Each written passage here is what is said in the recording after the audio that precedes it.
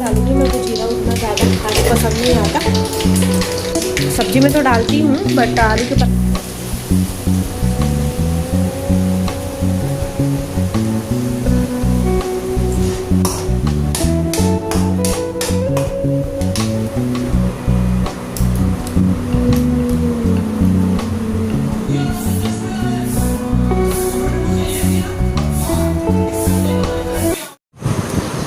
Everyone, welcome back to my channel. कैसे हैं आप सभी? आई होप सभी अच्छे होंगे, स्वस्थ होंगे, मस्त होंगे और मैं भी ठीक ठाक हूँ गाइस। और अभी सुबह के 8:30 हो रहे हैं और अभी मतलब मैंने जो है ना आलू का पराठा बनाने की तैयारी कर ली है। आलू का पराठा बनाऊँ तो प्याज मिर्च काटा है, यहाँ पे टमाटर और धनिया काटा है और यहाँ पे आटा भी गूँथ करके मैंने रख दिया है और आलू को बॉईल करके यहाँ पे ठंडा होने के लिए रख दिया है।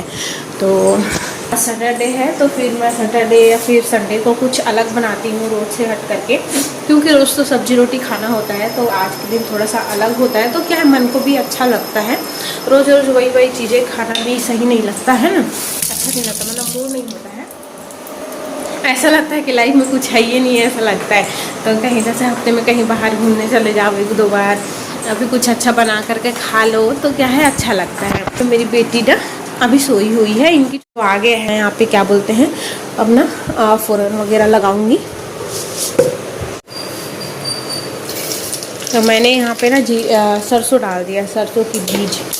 जीरा नहीं डालूंगी, मेरे को जीरा उतना ज़्यादा खास पसंद नहीं आता। सब्जी में तो डालती हूँ बट आलू के पराठा में नहीं डालती हूँ, मतलब जीरा वगैरह। उसके बाद फिर ये डाल दूँगी टमाटर और मिर्च।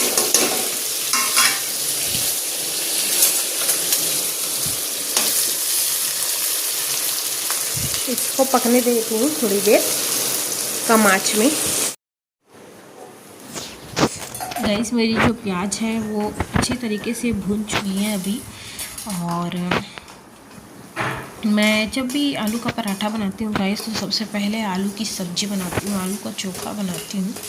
उसके बाद उसकी है ना आलू की स्टफिंग तैयार करती हूँ। कई लोग क्या करते हैं कि जैसे आलू को उबाल ही लेते हैं, उबालने के बाद में उसमें बाहर से ही ऊपर से ही कच्चा मिर्च, कच्चा धनिया, प्याज, मसाले वगैरह डाल करके उनको बनाते हैं। पर मुझे ना उसका टेस्ट बिल्कुल भी अच्छा नहीं लगता।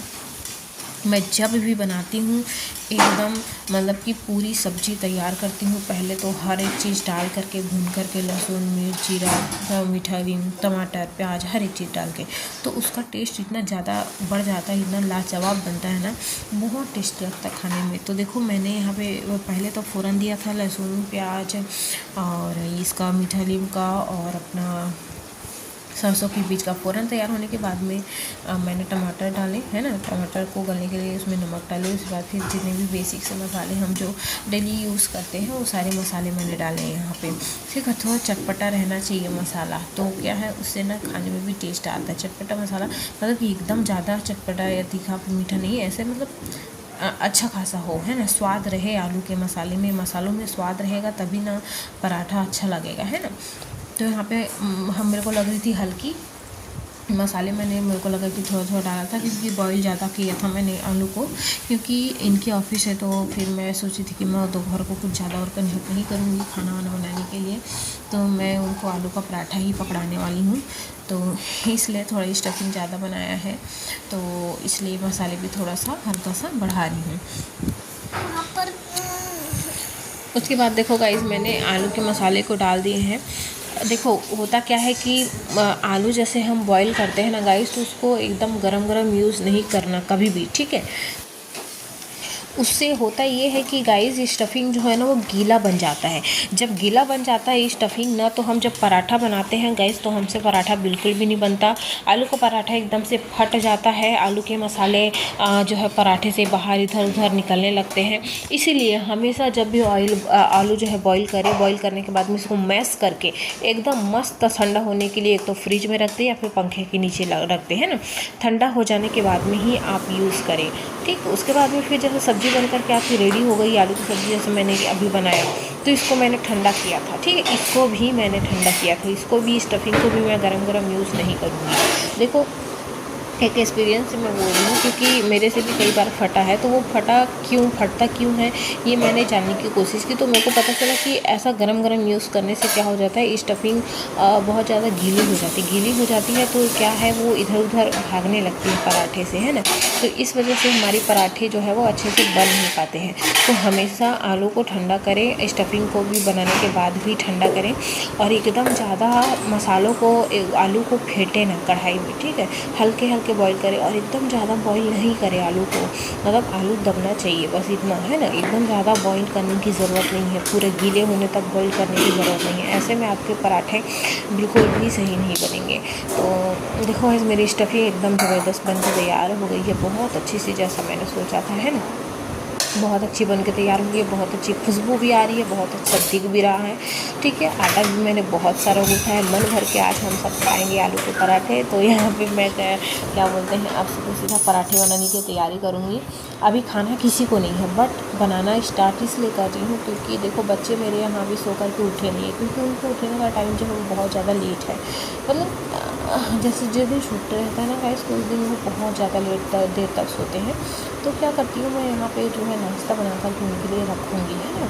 जल्दी से फटाफट से बाबू के लिए 3 पराठे, बाकी के लिए 2 पराठे बना करके रखूँगी, क्योंकि मेरा बेटा थोड़ा सा खाता है, अभी बड़ा हो गया है, 8-9 साल का है, तो वो अच्छा खासा खाना वाना खाता है। तो मतलब कि उसके लिए 3-4 पराठे, और वैसे भी पराठे जब हम बनाते हैं तो वो 2 रोटी 3 रोटी के बराबर होता है। जब एक पराठा हम बनाते हैं ना, तो वो 2-3 रोटी के बराबर होती है, क्योंकि लोइयाँ ज़्यादा पकड़नी पड़ती है कि नहीं। तो इस वजह से रोटी ज़्यादा खिलाता है ना। आलू का पराठा बनाओ तो ज़्यादा ही खाते हैं बच्चे। जैसे कि मैंने 2 पराठे अपने बच्चे को दिए, तो 4 रोटी उसने खाया, समझ जाओ 4 से 5 रोटी उसने खा लिया, है ना। तो ऐसा है, वैसे ऐसे में नहीं खाएंगे। जब नॉर्मल रोटी बनाओ तो 4-5 रोटी कतई खा ही नहीं पाएंगे, पराठों में खा लेते हैं, ऐसे नहीं खाते हैं, है ना। तो ऐसे में तो 2 रोटी ही खाते हैं, और पराठा बना के दो तो ऐसे खा लो। तो यहाँ पे गैस में बेलन ढूंढ रही थी, मेरे को बेलन नहीं मिल रहा था, पता नहीं मैंने कहाँ रख दिया है बेलन, मेरे को याद नहीं आ रहा है। कभी कभी ऐसा होता है कि दिमाग से चीज़ें निकल जाती हैं, क्योंकि एक साथ बहुत सारे काम होते हैं करने को। तो ऐसे में क्या है, कुछ चीज़ें जो भूल जाती हैं। तो मैं यहाँ नीचे बैठ कर के, नीचे मेरी जहाँ सारी गमले वगैरह रखी हुई हैं, मतलब कि अपना जो राशन का डिब्बा वगैरह सारे रखे हुए हैं, उनमें मैं ढूंढ रही हूँ, मेरे को मिल ही नहीं रहा था। तो फिर मेरे को याद आया कि मेरा जो दरवाज़ा है, अगर घर हॉल का वो दरवाज़ा खुल नहीं रहा था, जब मैंने सुबह खोला था, तो उसको ऐसे ठक ठक ठक ठक करने के लिए मैंने बेलन का यूज़ किया था। तो मैंने वहीं पे छोड़ दिया था, तो फिर मेरे को याद आया जब, तो मैंने उसको लिया। उसके बाद फिर रोटी बनाना स्टार्ट किया। क्या है, थोड़ा सा जम गया है जो ये क्या बोलते हैं, कुंडी अपने जो रहता है वो जम गया है बहुत ज़्यादा। तो वो ना उसको लगाओ ना तो वो खुलता नहीं है, वो जाम हो जाता है। तो उसके लिए मेरे को कुछ ना कुछ यूज़ करना पड़ता है, तभी वो खुलता है। और यहाँ पर मेरे हस्बैंड गए ऊपर गए थे नहाने के लिए, नहा करके पूजा करके आ भी गए हैं। फिर इनको दे दूँगी मैं पराठे, पूजा करने के लिए गए हैं सारे, है ना। क्योंकि ये जो है ये कल की है, तो एक दिन पहले की है। तो क्या है, कभी कभी कोई चीज़ याद नहीं रहता है। तो अभी वो पूजा करने गए हैं, तो अभी उनको टाइम लग जाएगा 15 से 20 मिनट का टाइम लगता है। तो तब तक यहाँ पे मैं, जैसे वो नहाने जाते हैं तो मैं बहुत सारे काम जो है एक्स्ट्रा अपने कर लेती हूँ, क्योंकि मेरे को बहुत ज़्यादा गिफ्ट मिल जाता है। तो इसमें क्या है, मैं झाड़ू पोछा भी कर लेती हूँ, मैं घर भी समेट लेती हूँ, है ना, ऐसा हो जाता है। तो उसके बाद साथ साथ में काम भी बढ़िया मेरा जल्दी ख़त्म हो जाता है, क्योंकि सुबह उठना पड़ता है, बच्चों को स्कूल भेजना है, इस वजह से। तो सुबह उठो ना गाइस, तो काम भी बहुत जल्दी हो जाता है। जितना लेट आप उठोगे ना, आपका काम उतना लेट होगा, और इतना मतलब गुस्सा आएगा खुद के ऊपर कि दिन भर काम कर रही हूँ, ऐसा लगेगा कि दिन भर काम कर रही हूँ। इससे अच्छा आप सुबह उठ जाओ, बढ़िया मस्त सुबह उठ जाओ, बढ़िया काम करो, सारे काम आपके 10 से 11 बजे तक बढ़िया निपट करके रेडी हो जाएंगे, आप फ्री भी हो जाएंगे बढ़िया, है ना। यहाँ पे मेरे पराठे सेक रहे थे एक तरफ, और पीछे पे कुछ लाने गई थी प्लेट वगैरह तो रखने के लिए, क्योंकि यहाँ मेरे हस्बैंड पूजा करके आ गए थे, तो इनके लिए मैं नाश्ता लगाऊंगी। दही मैंने एक बॉयल में वो करके रखा हुआ है, मतलब कि इसको नमक वगैरह डाल करके मिक्स करके रखा हुआ है, तो उसको मैं निकाल लूँगी चम्मच से। और ये दही मेरे को इतना ज़्यादा खट्टा लगा ना गाइस, इसकी वजह से पराठे भी देखने में थोड़ा सा खाने में दिक्कत होगा, क्योंकि एकदम ज़्यादा खट्टा दही अच्छा भी नहीं लगता है। तो मैं अपने हस्बैंड को यहाँ पे जैसे ही तुरंत आते हैं नाश्ता करा देती हूँ।